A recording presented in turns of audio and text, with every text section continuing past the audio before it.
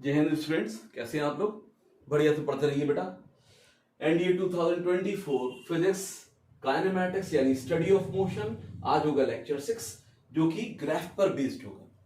बेटा लेक्चर 5 में हमने इक्वेशन ऑफ मोशन देखा जो मोशन को डिस्क्राइब कर रहे थे, यानी डिस्टेंस क्या है, डिस्प्लेसमेंट क्या है, वेलोसिटी क्या होगी इतने टाइम बाद, ये सब इक्वेशन ऑफ मोशन पर। उसके अभी मैं प्रीवियस ईयर के क्वेश्चंस भी दूंगा, पहले यहाँ ग्राफिकल रिप्रेजेंटेशन ऑफ मोशन और देख लेते हैं। तो आज बात करते हैं बेटा मोशन को हम ग्राफिकली कैसे रिप्रेजेंट करेंगे, यानी हम तीन टाइप के ग्राफ की बात करेंगे। ठीक है, यानी पहला जो होगा डिस्प्लेसमेंट टाइम होगा, दूसरा जो होगा वेलोसिटी टाइम होगा, और तीसरा एक्सेलरेशन टाइम। इनसे क्या इंफॉर्मेशन मिलती है, ठीक है, कैसे उसे हम सॉल्व करते हैं, इन सब बातों को देखेंगे। लगातार बेटा क्वेश्चंस इस पर फ्रेम हुए हैं। तो ना सबसे पहले displacement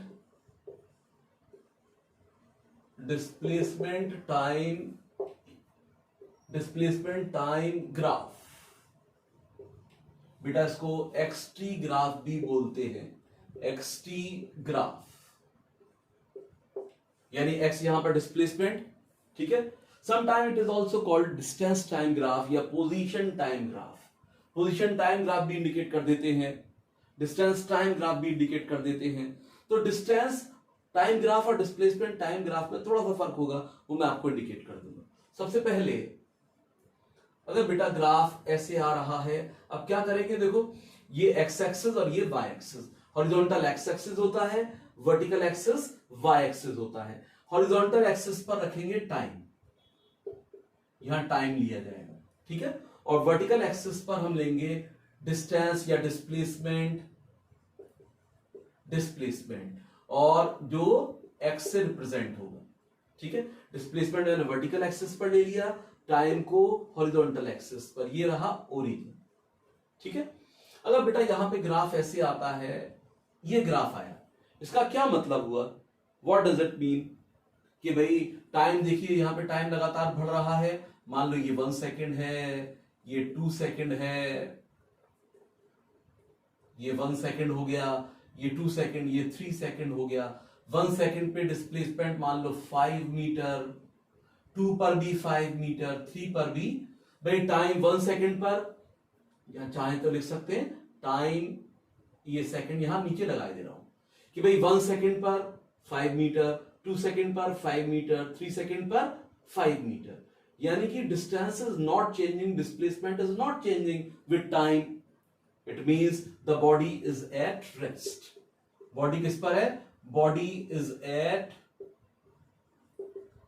rest, body rest position पर है। अगर ग्राफ बेटा ऐसे आ गया टाइम एक्सिस के पैरेलल, इसका मतलब body is at rest, body rest पर होगी, ठीक है। नंबर 2 टाइम और एक्स। अब एक्स और टी रख देते हैं, ठीक है बेटा। अगर ग्राफ ये आ गया, अगर ग्राफ ऐसा आ गया parallel to X axis, what does it mean, भाई टाइम तो रहा कांस्टेंट, मान लो 1 सेकेंड, 1 सेकेंड रहा टाइम। सेकेंड चाहे तो जगह की वजह से मैंने ऐसे लिख दिया था, चाहे तो ऐसे लिख दें, बस दिखना चाहिए आपको, दूर से नजर आना चाहिए बेटा। मान लो कि अब यहां पे ऐसा ग्राफ आपको ऑब्टेन होता है। टाइम यहां पर क्या हो गया, टाइम तो कांस्टेंट हो गया, डिस्प्लेसमेंट लगातार आप देख रहे हैं बढ़ रहा है। यहां पे 5 मीटर है, यहां पे 10 मीटर हो गया, एंड सो ऑन। क्या ऐसा हो सकता है एक ही टाइम पर टाइम रुक जाए और डिस्टेंस बदलता रहे, या एक ही टाइम पर दो दो पोजीशन हो किसी ऑब्जेक्ट की? हो ही नहीं सकता बेटा, नेवर एवर नेवर पॉसिबल। तो ये पॉसिबल नहीं होगा, नॉट पॉसिबल। ऐसे ही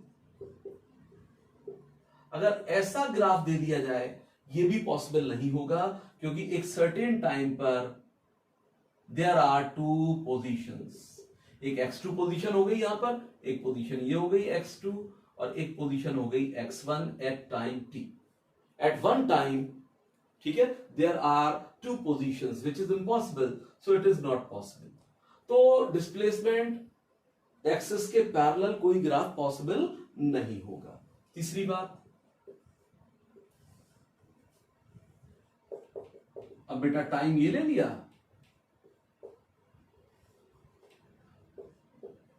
टाइम को चाहे तो टी लिख दीजिए, डिस्प्लेसमेंट को एक्स लिख दीजिए।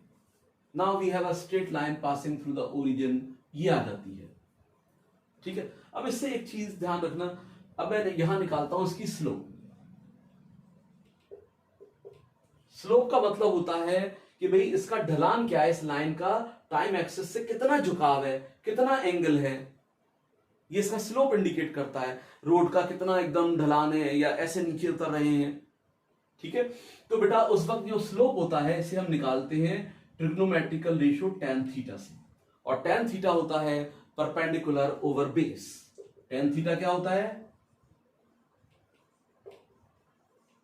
Perpendicular over base, perpendicular over base, ये tan थीटा होता है।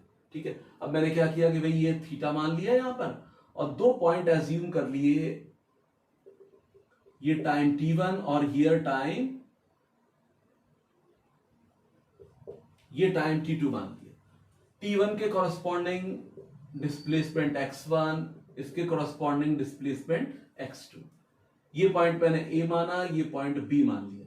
एक परपेंडिकुलर इधर ड्रॉ कर दिया c।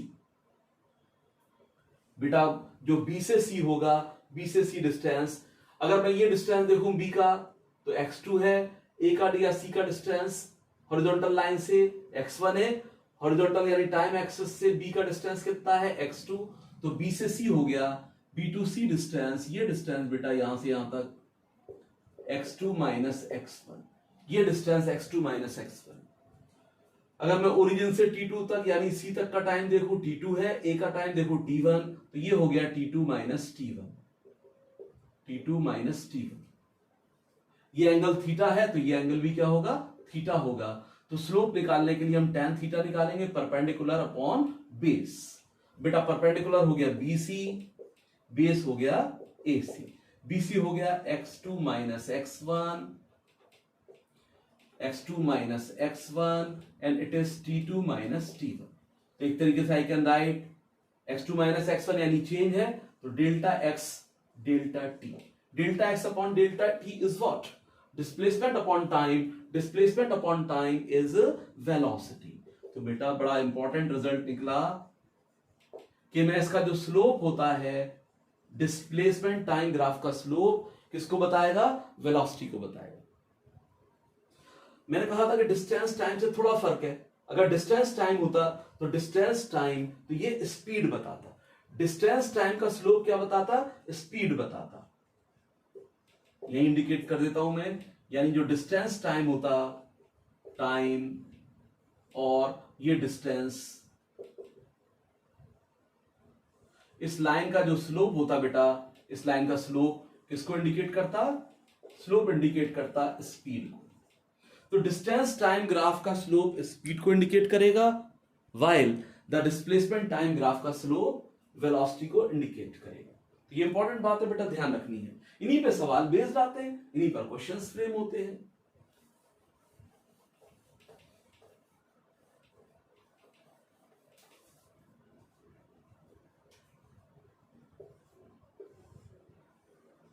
टाइम एंड डिस्प्लेसमेंट, अगर ग्राफ ऐसा आ गया, ठीक है, अगर ग्राफ ये आता है तो बच्चों इसका स्लोप हमेशा जो एंगल लिया जाता है ना, ये एंटी क्लॉकवाइज, ये एंगल होता है, ये एंगल चाहे तो मार्क कर दे, एंटी क्लॉकवाइज एंगल। ठीक है, तो थीटा ये एंगल लिया जाएगा, स्लोप ये हो गया। ऑब्ट्यूज ये एंगल क्या है, 90 डिग्री से बड़ा, ऑब्ट्यूज एंगल हो गया। तो ऑब्ट्यूज में अगर मैं tan थीटा निकालूंगा तो निगेटिव आ जाएगा, तो इसका स्लोप निगेटिव हो गया। स्लोप क्या आ गया इसका, नेगेटिव। स्लोप नेगेटिव हो गया यानी वेलोसिटी नेगेटिव हो गई, वेलोसिटी नेगेटिव हो गई। स्लोप नेगेटिव तो वेलोसिटी नेगेटिव, यानी अब ओरिजिन की तरफ आ रहे हैं हम, बॉडी जहां से चली है उधर ही की तरफ आ रहे हैं। ठीक है, तो ध्यान रखेंगे भाई, डिस्प्लेसमेंट लगातार टाइम के साथ घट रहा है ना, डिस्प्लेसमेंट लगातार टाइम के साथ घट रहा है, और यहां पर इस जगह पे डिस्प्लेसमेंट बिकम जीरो, यानी आप ओरिजिन पे आ गए, डिस्प्लेसमेंट जीरो हो गया, वापस आप कहां आ गए, जो आपकी इनिशियल पोजीशन थी वही फाइनल पोजीशन होगी। तो ओरिजिन के टुवर्ड वेलोसिटी है, तो ये इसलिए नेगेटिव आ रहा है। तो इन बातों का ध्यान रखा जाएगा। एक चीज और ध्यान रखेंगे बेटा, डिस्टेंस टाइम ग्राफ अगर ये होता, ठीक है, वो कभी भी नेगेटिव में नहीं आता, यानी इसका मतलब ये है कि डिस्टेंस डिस्प्लेसमेंट में भी निगेटिव, डिस्प्लेसमेंट में भी निगेटिव कैसे? डिस्प्लेसमेंट ग्राफ आपके पास ये भी हो सकता है, ये ग्राफ भी हो सकता है बेटा, ये डिस्प्लेसमेंट टाइम ये हो सकता है, लेकिन डिस्टेंस टाइम ऐसा ये नेगेटिव वाला पार्ट नहीं होता। Distance never be negative.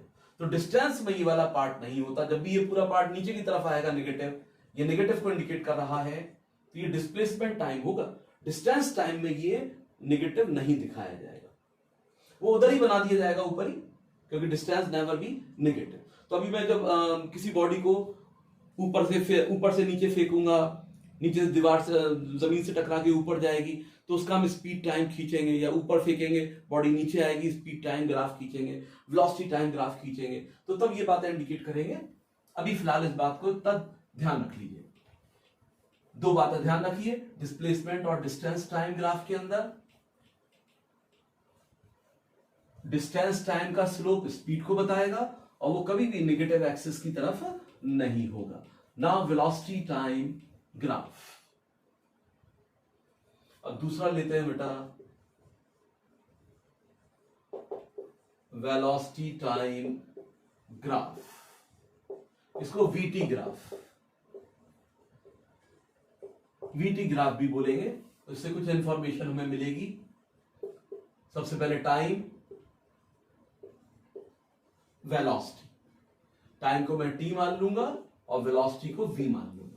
अगर बेटा ग्राफ ऐसा आता है, इसका मतलब टाइम के साथ वेलोसिटी चेंज नहीं हो रही है, तो वेलोसिटी कांस्टेंट है। वेलोसिटी कांस्टेंट है तो बच्चों एक्सेलरेशन क्या है? Acceleration change in velocity upon time interval. Velocity constant तो change in velocity is zero, acceleration is zero. इस केस में बेटा एक्सेलरेशन यहां जीरो होगा। जब एक्सेलरेशन जीरो है तो force is equal to mass into acceleration, तो फोर्स इज आल्सो जीरो, इसलिए फोर्स भी क्या होगा? जीरो होगा। बहुत बहुत इंपॉर्टेंट पॉइंट है, ध्यान रखिए। अगर ग्राफ आपके पास टाइम एक्सिस के पैरेलल आता है, drawing between graph is drawn between velocity and time, ठीक है, तो एक्सेलरेशन और फोर्स क्या होगा? जीरो होगा। अगर बेटा वेलोसिटी टाइम ग्राफ ये आ गया, या वेलोसिटी टाइम ग्राफ ये आ गया, तो ये इम्पॉसिबल, ये पॉसिबल नहीं होंगे। तो कांस्टेंट टाइम पे अलग अलग वेलोसिटी नहीं हो सकती, एक ही टाइम पर दो दो तीन तीन वेलोसिटी नहीं होंगी। टाइम एंड वेलोसिटी, बेटा ग्राफ ये आ गया, ठीक है। अब यहां पर दो पॉइंट मैं चूज कर लूं। पहला यहां पर t1 velocity v1 at t2 time velocity is v2, and these point A and B. We draw a perpendicular and mark this point C. बेटा tan थीटा यानी ये एंगल, tan थीटा ये स्लोप, इसका स्लोप निकाले हम, slope tan theta. तो slope यानी कि vertical distance upon horizontal perpendicular upon base, BC upon AC। तो BC is equal to V2 minus V1, V2 ये है, V1 ये है, तो V2 minus V1 is BC and AC, A to C is T2 minus T1, T2 minus T1, यानी it is velocity change delta V and time interval delta T, change in velocity upon time interval is acceleration। क्या आ गया बेटा? ये acceleration। तो slope indicates velocity time graph का slope क्या बताएगा बेटा? वेलोसिटी टाइम ग्राफ का स्लोप हमेशा एक्सेलरेशन को बताएगा, ठीक है, ध्यान रखेंगे बेटा इस बात का। एक और इंपॉर्टेंट इंफॉर्मेशन मिलती है इससे,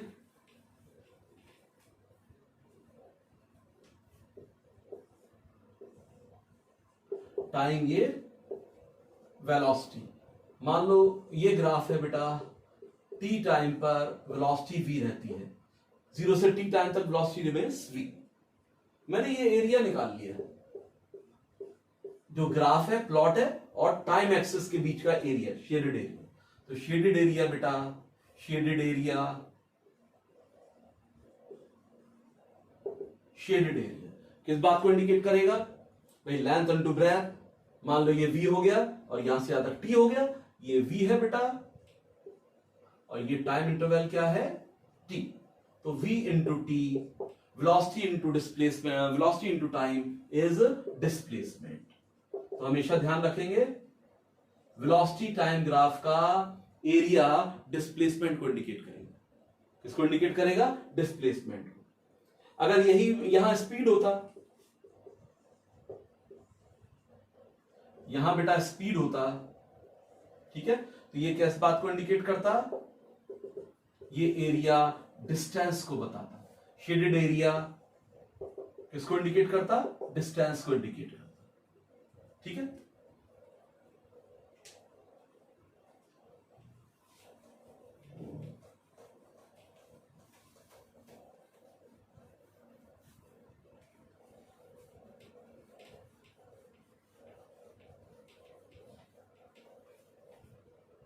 अब यहां पर देखिए क्वेश्चन, देखिए अंडरस्टैंडिंग लेते हैं कि भाई जो हमने अभी कंसेप्ट पढ़े हैं उन पे सवाल कैसे बनेंगे।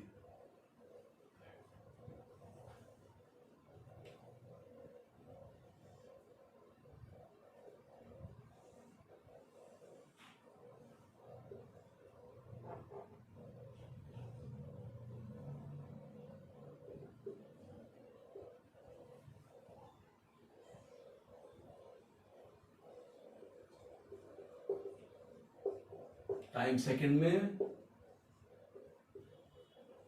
वेलोसिटी मीटर पर सेकंड में 10 और ये 5। 10 मीटर पर सेकंड वेलोसिटी यहां पर है, ये 5 है यहां पर, ये time interval origin O mark कर दिया, ये पॉइंट आप ए ले लो, ये बी, ये सी, ये डी और ये ई, ठीक है। अब बेटा हमें यहां पे पता करना है फाइंड, सब ग्राफ की मदद से आपको निकालना है। Find acceleration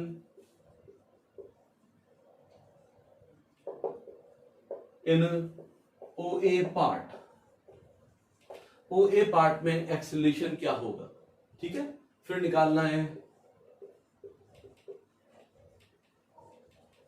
acceleration in CD part.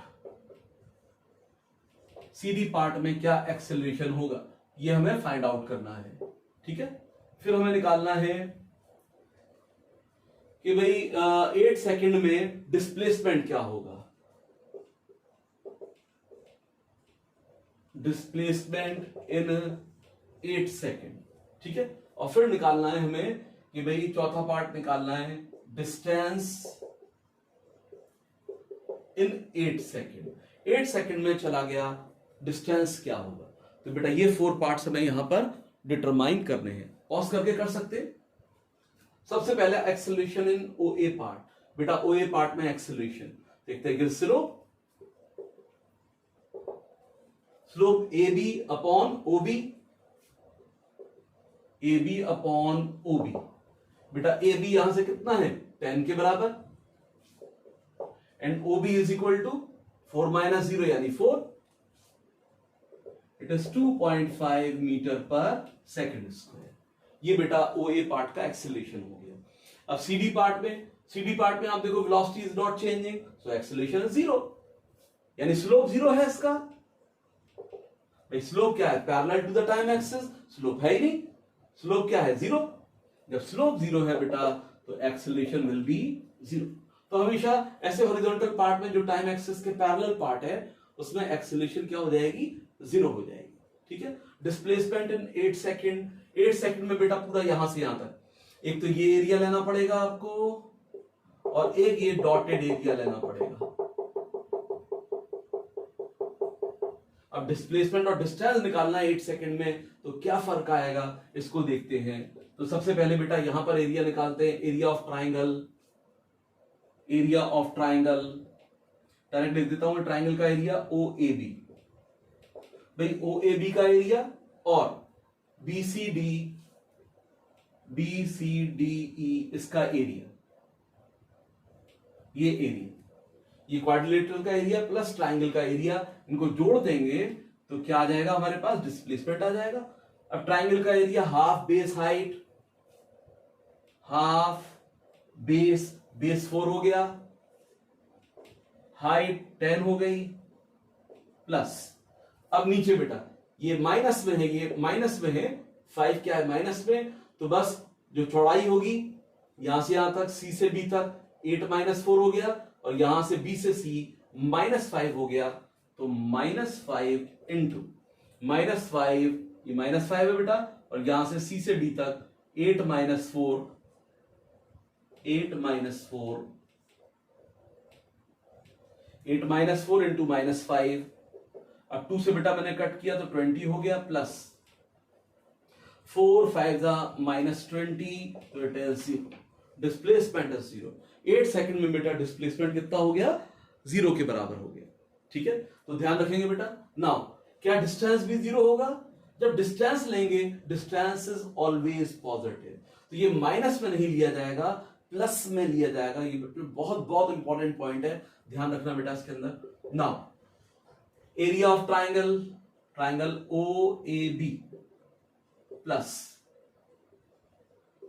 B C D E, ये बेटा इसका हमेशा प्लस में लिया जाएगा, ये ध्यान रखना। ना ओ ए बी क्या आ गया 40, हाफ बेस हाइट यानी हाफ बेस हाइट यानी 40, अब अपॉन 2 यानी 20 आ गया, हाफ 4 इंटू 10 प्लस, अब यहां पे बेटा 5 प्लस में लेंगे, 5 इंटू 8 माइनस 4, तो बेटा ये 20 ये हो गया, 20 ये हो गया, इट इज 40 मीटर, तो 40 मीटर हो गया। तो ध्यान रखेंगे बेटा इसको, इस तरीके से हम इसे अप्लाई करते हैं। नाउ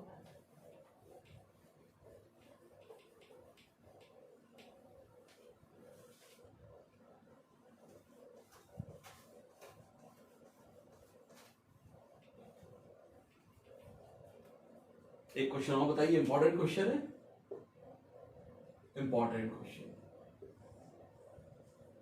बेटा। यहां पे डिस्प्लेसमेंट टाइम दे रखा है 2 कार्स के लिए, car A and car B, car A car B 60 degree and it is 30 degree.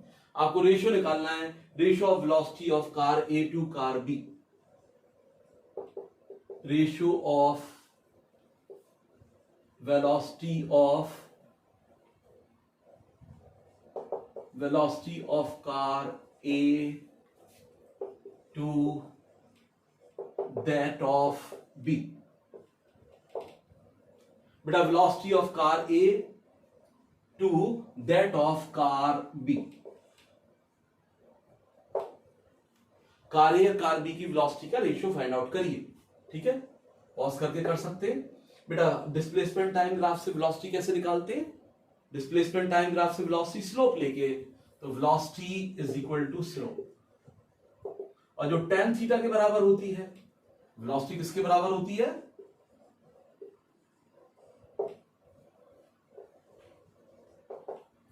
Velocity slope के बराबर है, tan थीटा के बराबर। तो नाउ कार ए की वेलोसिटी वी ए और कार बी की वेलोसिटी वी ओ।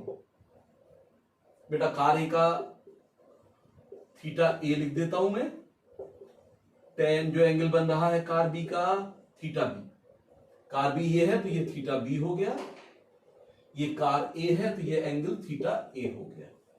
तो बस tan थीटा ए tan 60 degree upon tan 30 degree. बेटा tan 60 डिग्री की वैल्यू मैंने पहले भी कहा है बेटा, ये वैल्यू याद करिए, कई जगह इस्तेमाल होंगी, बीच में होती रहेंगी। और tan 30 1 अपॉन √3, √3 ऊपर चला गया, √3 इंटू √3 3:1। बहुत बहुत इंपॉर्टेंट क्वेश्चन है ना बेटा। अब लास्ट का ग्राफ देखते हैं, acceleration versus time graph.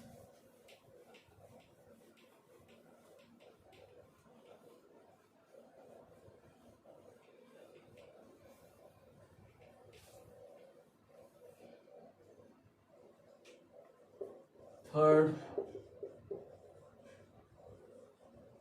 Acceleration time graph या AT graph, acceleration time graph AT graph. ठीक है, इससे ज्यादा इंफॉर्मेशन नहीं मिलती हमें। ठीक है, एक इंफॉर्मेशन बहुत अच्छी मिलती है, एक्सेलरेशन और ये टाइम। ये एक्सेलरेशन ले लिया,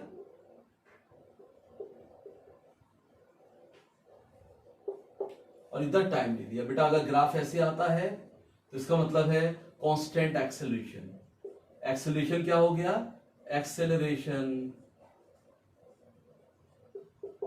कांस्टेंट है, कांस्टेंट एक्सेलरेशन है, चेंज नहीं हो रहा है। बेटा अगर ये ऐसा ग्राफ आ गया तो ये पॉसिबल नहीं होगा। एक ही टाइम पे एक्सेलरेशन, कई एक्सेलरेशन आ गए, ये पॉसिबल नहीं होगा, और ना ही ये ग्राफ पॉसिबल होगा लाइक दिस। एक ही टाइम टी पर दो एक्सेलरेशन आ रहे हैं, ये भी पॉसिबल नहीं होगा। तो ये ग्राफ ऐसे पॉसिबल नहीं होते हैं। इससे जो लास्ट पॉइंट है उससे बड़ी अच्छी इंफॉर्मेशन मिलेगी, उसको देखते हैं। टाइम ये एक्सेलरेशन ओरिजिन। बेटा अगर ये ग्राफ आया स्ट्रेट लाइन, मान लो ये ए है, ये टाइम टी है, मैंने कहा शेडेड एरिया निकालते हैं। शेडेड एरिया से क्या इंफॉर्मेशन मिलती है उसे देखते हैं। शेडेड एरिया, भाई शेडेड एरिया में लेंथ इनटू ब्रेथ रेक्टेंगल बन रहा है। लेंथ इनटू ब्रेथ, लेंथ ए 0 से ए मान लीजिए, ए इंटू ब्रेथ टी मान लीजिए, ए इंटू टी। बेटा एक्सेलरेशन क्या होता है? एक्सेलरेशन होता है rate of change in velocity. Rate of change in velocity, change in velocity delta we. मान लो टाइम इंटरवल टी के बराबर है। टाइम इंटरवल कितना है? टी के बराबर, ठीक है। तो टी इंटू टी, टी से टी ये चला गया, तो क्या आ गया मेरे पास? Change in velocity. तो इसका shaded area change in velocity को इंडिकेट करेगा। बहुत इंपॉर्टेंट बात है। शेडेड एरिया किसको बताएगा? शेडेड एरिया किसको बताएगा? चेंज इन, शेडेड एरिया किसको बताएगा? Change in velocity. Change in velocity देख लेता हूं, ये आ रहा है, हाँ आ रहा है। चेंज इन वेलोसिटी को इंडिकेट करता है। तो एक्सेलरेशन टाइम ग्राफ, ठीक है, चेंज इन वेलोसिटी को इंडिकेट करेगा। तो बेटा आज इतना ही देखते हैं। अब नेक्स्ट लेक्चर होगा वो प्रीवियस ईयर के हम क्वेश्चन जो इन टॉपिक्स पे आए हैं, यानी इक्वेशन ऑफ मोशन और ग्राफ पे जो प्रीवियस ईयर के क्वेश्चन है, सारे के सारे डिस्कस करेंगे। ठीक है, चलिए ठीक है।